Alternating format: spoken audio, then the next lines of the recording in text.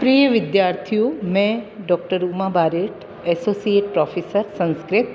आज हम भरत मुनि रचित नाट्यशास्त्रम के अंतर्गत भारती और सात्वती वृत्ति के विषय में अध्ययन करेंगे श्लोकों के माध्यम से।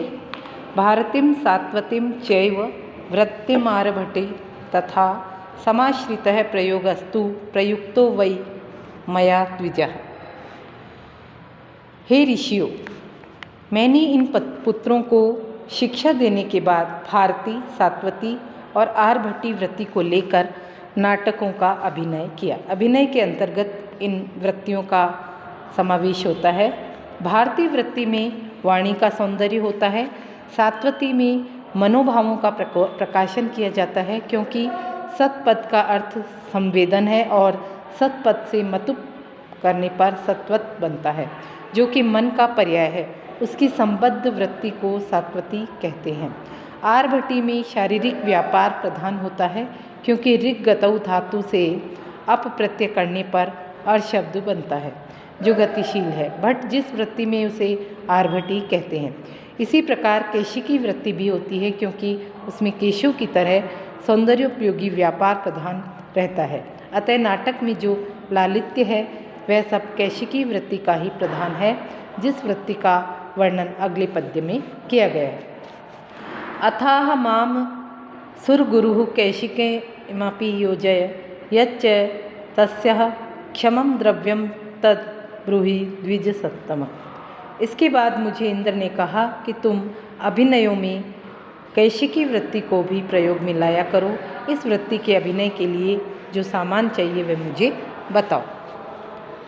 यहाँ पर परिग्रह्य प्रणम्याथ ब्रह्मा विज्ञापितो मया, यह पाठ अधिक मिलता है, जो कि संदर्भ के अधिक उपयुक्त नहीं है।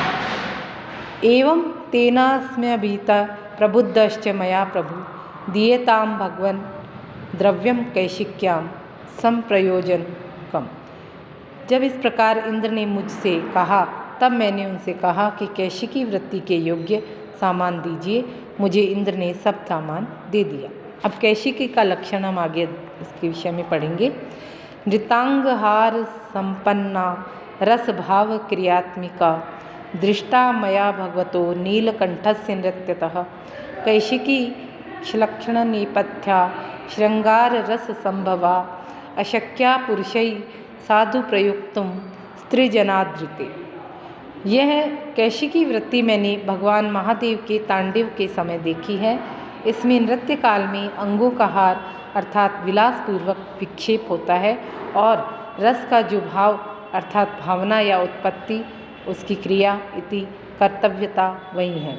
आत्मा जिसकी इस प्रकार की यह वृत्ति है, इसमें वेश कोमल वस्त्रों का होता है और यह श्रृंगार रस की उत्पत्ति करती है। इस वृत्ति का अभिनय स्त्रियों के अतिरिक्त पुरुषों के द्वारा असंभव है, जैसा कि आगे लिखा है।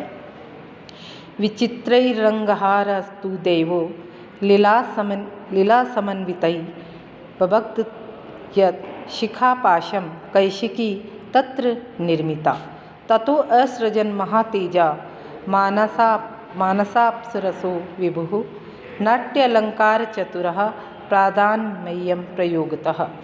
तदनंतर महातेजस्वी इंद्र ने नाटक और अलंकार के प्रयोग में चतुर अप्सराओं की मानसिक सृष्टि की और उन अप्सराओं को की प्रयोगार्थ मेरे अधीन किया।